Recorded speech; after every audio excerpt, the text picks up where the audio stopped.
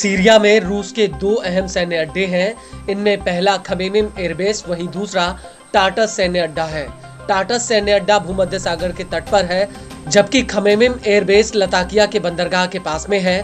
Africa में रूसी फौज और उसके सहयोगियों को सैन्य सप्लाई के मामले में ये दोनों ही सैन्य अड्डे मॉस्को की रीढ़ कहे जाते हैं और पूर्व राष्ट्रपति बशर अल असद के कार्यकाल में रूस ने सीरिया में अपनी सैन्य पकड़ मजबूत की थी, लेकिन 8 दिसंबर 2024 को बशर अल असद सीरिया छोड़कर भाग गए और एचटीएस की अगुवाई में अबू मोहम्मद अल जुलानी ने सीरिया में अंतरिम सरकार बना ली।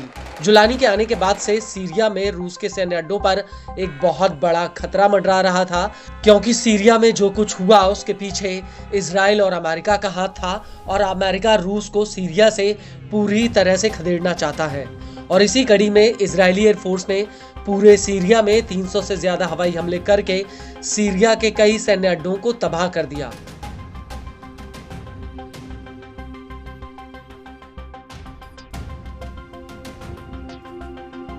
लेकिन इस सब के बीच सवाल वही का वही था, आखिर सीरिया में रूस का क्या होगा। तो आपको बता दें, रूस को लेकर अब जुलानी ने एक बहुत बड़ा ऐलान किया है। दरअसल न्यूज एजेंसी अल अरबिया को दिए एक इंटरव्यू में जुलानी ने कहा कि हम नहीं चाहते कि रूस इस तरीके से सीरिया छोड़कर जाए जिससे दोनों देशों के संबंध लंबे समय तक के लिए खराब हो जाए। जुलानी ने अपने इंटरव्यू में आगे कहा कि रूस दुनिया का दूसरा सबसे ताकतवर राज्य है, यह बहुत महत्वपूर्ण है। सीरिया रूस के साथ रणनीतिक हितों को साझा करता है। नया सीरियाई नेतृत्व नहीं चाहता कि सीरिया में रूस की उपस्थिति ऐसे तरीके से समाप्त हो जाए जो उनके दीर्घकालिक द्विपक्षीय संबंधों के साथ असंगत हो।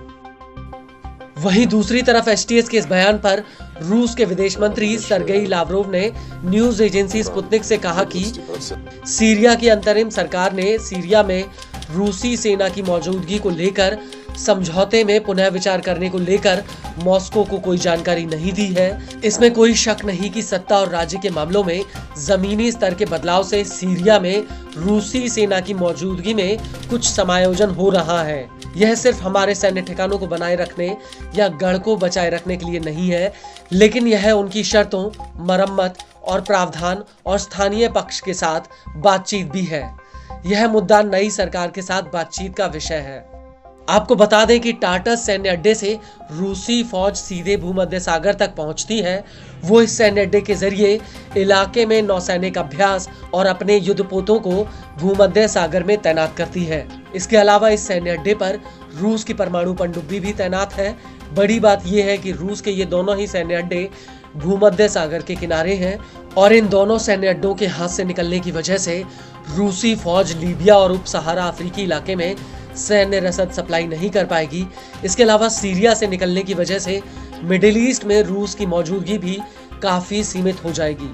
इस सब के बीच आपको ये भी बता दें कि असद तो सीरिया छोड़कर भाग गए, लेकिन उनकी गैर हाजिरी में उनके वफादारों की एचटीएस ने धरपकड़ तेज कर दी है। इसको लेकर ब्रिटेन के वॉर मॉनिटर का कहना है कि एचटीएस ने अभी तक असद के 300 से ज्यादा वफादारों को गिरफ्तार किया है।